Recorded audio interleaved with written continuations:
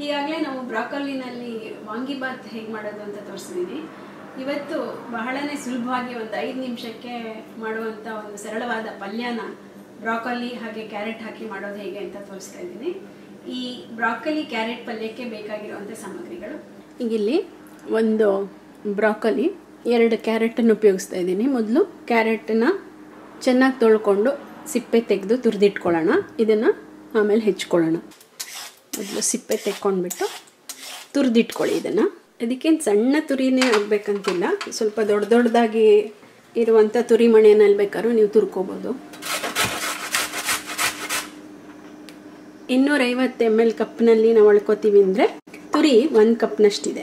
ಈಗ ಬ್ರಾಕೊಲಿನ ಹೆಚ್ಕೊಳ್ಳೋಣ.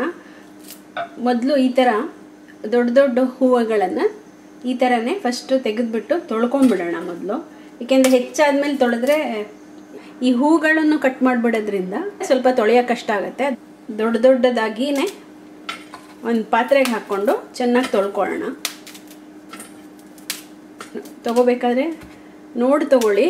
ಸುಮಾರು ಸಲ ಇದರಲ್ಲಿ ಹುಳಗಳಿರುತ್ತೆ, ಅದರಿಂದ ನೀವು ಕೊಂಡ್ಕೋಬೇಕಾದ್ರೆ ಸರಿಯಾಗಿ ಒಂದು ಸಲ ಈ ಹೂವನ್ನು ಮಧ್ಯದಲ್ಲಿ ನೋಡಿಕೊಂಡು ಹುಳ ಇಲ್ಲ ಅಂತ ಕನ್ಫರ್ಮ್ ಮಾಡ್ಕೊಂಡು ತಗೊಳ್ಳಿ. ಹಾಗೆಯೇ ಈ ಕಡ್ಡಿನೂ ಕೂಡ ತೊಳ್ಕೊಳ್ಳೋಣ.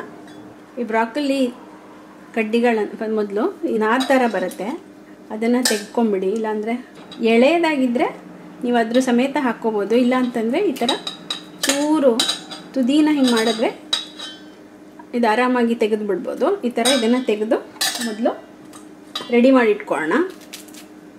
ಈ ಥರ ಎಳೆದಾದರೆ ನೀವು ಹಾಗೆ ಹಾಕ್ಬೋದು. ತುದಿನಲ್ಲಿ ಒಂದು ಸ್ವಲ್ಪ ತೆಗೆದ್ರೆ ಹಿಂಗೆ ಎಳೆದ್ರೆ ಬಂದ್ಬಿಡುತ್ತೆ.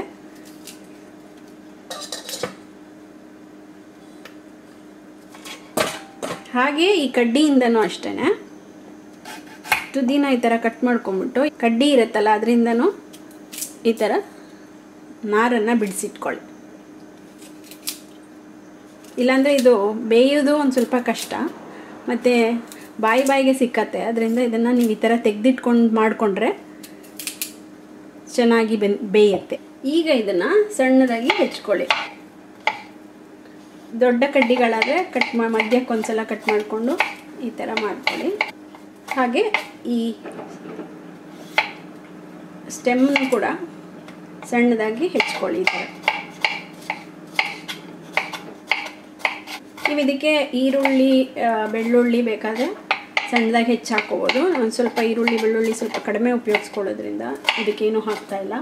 ಹಾಗೆಯೇ ನೀವು ಕಾಳುಗಳು ಯಾವುದಾದ್ರೂ ಬೇಯಿಸಿದ್ದಿದ್ರೆ ಕಡಲೆಕಾಳು ಹೆಸರು ಕಾಳು ಅದನ್ನು ಕೂಡ ಹಾಕ್ಕೋಬೋದು, ಚೆನ್ನಾಗಿರುತ್ತೆ. ಈಗ ಬ್ರಾಕೊಲಿ ತೊಗೊಂಡ್ರೆ 250 ml ಕಪ್ನಲ್ಲಿ ಸುಮಾರಾಗಿ 2 ಕಪ್ನಷ್ಟು ಬ್ರಾಕೊಲಿ ಕಟ್ ಮಾಡಿದ್ದು ಇಟ್ಕೊಂಡಿದ್ದೀನಿ. 1 ಕಪ್ ಕ್ಯಾರೆಟು ಹಾಗೆ 2 ಕಪ್ಪಷ್ಟು ಕಟ್ ಮಾಡಿದ ಬ್ರಾಕೊಲಿ. ಬೇಸಿಗೆ ಆಗಿರೋದ್ರಿಂದ ಈಗ ನಮ್ಗೆ ಒಳ್ಳೆ ತರಕಾರಿಗಳು ಕೂಡ ಸಿಗ್ತಾಯಿದೆ, ಹಾಗೆ ಒಳ್ಳೆ ಜೋಳನೂ ಸಿಗ್ತಾಯಿದೆ. 1/4 ಕಪ್ನಷ್ಟು ನಾನು ಜೋಳ ಹಾಕ್ತಾಯಿದ್ದೀನಿ. ಇನ್ನು ಒಗ್ಗರಣೆಗೆ 3 ಟೀ ಸ್ಪೂನಷ್ಟು ಎಣ್ಣೆ, ನಾನಿಲ್ಲಿ ಕಡಲೆಕಾಯಿ ಎಣ್ಣೆ ಹಾಕ್ತಾಯಿದ್ದೀನಿ. ಮನೇಲಿ ಬೆಳೆಸುವಂಥ ಅಡುಗೆ ಎಣ್ಣೆನ ನೀವು ಹಾಕ್ಕೊಳ್ಳಿ. ಅರ್ಧ ಟೀ ಸ್ಪೂನ್ ಸಾಸಿವೆ, ಕಡಲೆಬೇಳೆ ಉದ್ದಿನಬೇಳೆನ ಮಿಕ್ಸ್ ಮಾಡಿ ಇಟ್ಕೊಂಡಿರ್ತೀನಿ, ಅದನ್ನು 1 ಟೀ ಸ್ಪೂನಷ್ಟು ಹಾಕ್ಕೋತಾ ಇದ್ದೀನಿ. ಒಂದು ಸ್ವಲ್ಪ ಧಾರಾಳವಾಗಿ ಅರಿಶಿನ, 1/4 ಟೀ ಸ್ಪೂನಷ್ಟು ಉಪ್ಪು, ಇಲ್ಲಾಂದರೆ ರುಚಿಗೆ ತಕ್ಕಷ್ಟು ಉಪ್ಪು ಹಾಕ್ಕೊಳ್ಳಿ.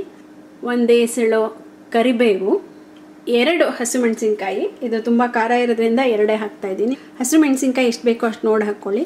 ಮತ್ತು ಸಣ್ಣದಾಗಿ ಹೆಚ್ಚು ಹಾಕ್ತಾಯಿಲ್ಲ, ಒಂದು ಈ ಥರ ಹೊಟ್ಟೆ ಸೀಳಿ ಹಾಕ್ತಾಯಿದ್ದೀನಿ, ಅರ್ಧ ಮಾಡಿ ಹಾಕ್ತಾಯಿದ್ದೀನಿ. ನೀವು ಸಣ್ಣಗೆ ಹೆಚ್ಚಬೇಕಾದ್ರೂ ಹಾಕ್ಕೋಬೋದು.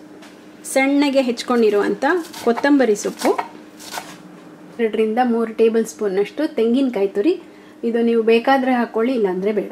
ಅದಿಷ್ಟು ಹಿಡಿಸುವಂಥ ಒಂದು ದೊಡ್ಡ ಬಾಣಲೆಗೆ ಎಣ್ಣೆ ಹಾಕಿಬಿಟ್ಟು ಮೀಡಿಯಮ್ ಉರಿನಲ್ಲಿ ಬಿಸಿಗಿಡೋಣ. ಎಣ್ಣೆ ಕಾದಿದೆ. ಕಾದಿರುವಂಥ ಎಣ್ಣೆಗೆ ಈಗ ಅರ್ಧ ಟೀ ಸ್ಪೂನ್ ಸಾಸಿವೆ ಚಿಟ್ಬಿಟ್ಟಿದ ಮೇಲೆ ಕಡಲೆಬೇಳೆ ಉದ್ದಿನಬೇಳೆ ಸ್ವಲ್ಪ ಕೆಂಪಾಗುವಷ್ಟು ಹುರ್ಕೊಳ್ಳಿ. ನೀವು ಒಗ್ಗರಣೆ ಹಾಕ್ಕೋಬೇಕಾದ್ರೆ ಎಲ್ಲ ರೆಡಿ ಮಾಡಿ ಇಟ್ಕೊಂಡಿಲ್ಲ ಅಂದರೆ ಉರಿನ ಮೀಡಿಯಮ್ ಲೋನಲ್ಲಿ ಅಥವಾ ಲೋನಲ್ಲೇ ಇಟ್ಕೊಂಡು ಹುರ್ಕೊಳ್ಳಿ, ಇಲ್ಲಾಂದರೆ ಬೇಗ ಹಾಕಿದ್ದೆಲ್ಲ ಸೀದೋಗುತ್ತೆ. ಕಡಲೆಬೇಳೆ ಉದ್ದಿನಬೇಳೆ ಕೆಂಪಾಗಿದೆ. ಇದಕ್ಕೆ ಈಗ ಮೆಣಸಿನ್ಕಾಯಿ ಹಾಕ್ಕೊಳ್ಳೋಣ. ಮೆಣಸಿನ್ಕಾಯಿನ ಸ್ವಲ್ಪ ಮೇಲ್ಗಡೆ ಬತ್ತದಂಗೆ ಆಗುತ್ತಲ್ಲ, ಸ್ವಲ್ಪ ಬತ್ತಿಸ್ಕೊಳ್ಳಿ. ಇದು ಈ ಥರ ಬಿಳಿ ಬಣ್ಣಕ್ಕೆ ತಿರುಗುತ್ತೆ ಸ್ವಲ್ಪ, ಆ ಥರ. ಅಷ್ಟಾದಮೇಲೆ ಅರಿಶಿನ, ಕರಿಬೇವು, ಜೋಳ ಹಾಕಿ ಹುರಿರಿ. ಜೋಳ ಹಾಕಿ ಸ್ವಲ್ಪ ಹುರಿದ ಮೇಲೆ ಈ ಕ್ಯಾರೆಟ್ ಮತ್ತು ಬ್ರಾಕೊಲಿ ಹಾಕೋಣ. ಹಾಗೆ ಉಪ್ಪನ್ನು ಕೂಡ ಹಾಕ್ಬಿಡಿ. ಈಗ ಮಿಕ್ಸ್ ಮಾಡೋಣ. ಉಪ್ಪು ಹಾಕಿ ನೀವು ಚೆನ್ನಾಗಿ ಮಿಕ್ಸ್ ಮಾಡಿದ್ಮೇಲೆ ತುಂಬ ಇದು ಒಂಥರ ಒಣಗಿದ ಹಾಗೆ ಇದೆ ಅಂತಂದರೆ ಆವಾಗ ಬೇಕಾದ್ರೆ ಒಂದು ಚಮಚ ನೀರನ್ನು ಚುಮುಕ್ಸಿ ಅಷ್ಟೇ, ಜಾಸ್ತಿ ನೀರು ಹಾಕಬೇಡಿ. ಬ್ರಾಕೊಲಿ ತುಂಬ ಬೆಂದ್ರೂ ಚೆನ್ನಾಗಿರಲ್ಲ. ಹಾಗೆ ಕ್ಯಾರೆಟ್ ಕೂಡ ಚೆನ್ನಾಗಿ ಮಿಕ್ಸ್ ಮಾಡಿದ್ಮೇಲೆ ಎಲ್ಲದನ್ನು ಒಂದು ಕಡೆ ಮಾಡಿ ಮುಚ್ಚಳನ ಮುಚ್ಚಿ ಒಂದು 2 ನಿಮಿಷ ಹಾಗೆ ಬೇಯ್ಕೊಳ್ಳಿ. ಈಗೊಂದು 2 ನಿಮಿಷ ಮೀಡಿಯಮ್ ಲೋ ಉರಿನಲ್ಲೇ ಬೆಂದಿದೆ. ಒಂದು ಸಲ ಇದನ್ನು ಮಿಕ್ಸ್ ಮಾಡಿ ಇದನ್ನು ಮತ್ತೆ ಮುಚ್ಚಿ ಮೀಡಿಯಮ್ ಲೋ ಉರಿನಲ್ಲೇ ನಿಧಾನವಾಗಿ ಬೇಯ್ಕೊಳ್ಳಿ. ಈಗ ಮತ್ತೆ 3 ನಿಮಿಷಗಳಾಗಿದೆ. ಕಡ್ಡಿಗಳು ಕೂಡ ಬೆಂದಿದೆ, ಹಾಗೆ ಕ್ಯಾರೆಟು ಬೆಂದಿದೆ. ಕೊನೆಯದಾಗಿ ಈ ಕಾಯಿ ತುರಿ ಹಾಕ್ಕೊಳ್ಳೋಣ. ಹೆಚ್ಚಿಟ್ಟ ಕೊತ್ತಂಬರಿ ಸೊಪ್ಪನ್ನು ಹಾಕಿ ಒಂದು ಸಲ ಚೆನ್ನಾಗಿ ಮಿಕ್ಸ್ ಮಾಡಿ.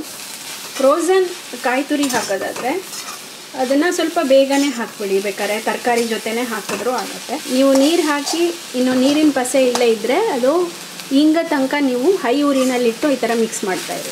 ಈಗ ಬ್ರಾಕೊಲಿ ಕ್ಯಾರೆಟ್ ಪಲ್ಯ ರೆಡಿಯಾಗಿದೆ. ಉರಿನ ಆಫ್ ಮಾಡೋಣ. ಬ್ರಾಕೊಲಿ ಕ್ಯಾರೆಟ್ ಮತ್ತು ನಾನು ಕಾರ್ನ್ ಹಾಕಿ ಮಾಡಿರುವಂಥ ಈ ಸುಲಭವಾದ ಒಂದು 5 ನಿಮಿಷಕ್ಕೆ ಮಾಡುವಂಥ ಪಲ್ಯ ಸಿದ್ಧವಾಗಿದೆ. ಇದನ್ನು ನೀವು ಸಾರಿನ ಜೊತೆ ನೆಂಚ್ಕೊಳ್ಳೋಕ್ಕೆ ಹಾಗೆ ಚಪಾತಿ ಜೊತೆಗೂ ತುಂಬಾ ಚೆನ್ನಾಗಿರುತ್ತೆ. ಈಗ ಈ ಸುಲಭವಾಗಿ ಮಾಡುವಂಥ ಈ ಬ್ರಾಕೊಲಿ ಕ್ಯಾರೆಟ್ ಪಲ್ಯ ಹೇಗೆ ಮಾಡೋದು ಅಂತ ನೋಡಿದ್ರಲ್ಲ, ನೀವು ಕೂಡ ಇದನ್ನು ಮಾಡಿ ನೋಡಿ ನಿಮ್ಮ ಅಭಿಪ್ರಾಯನ ಖಂಡಿತ ತಿಳಿಸಿ. ನಮಸ್ಕಾರ.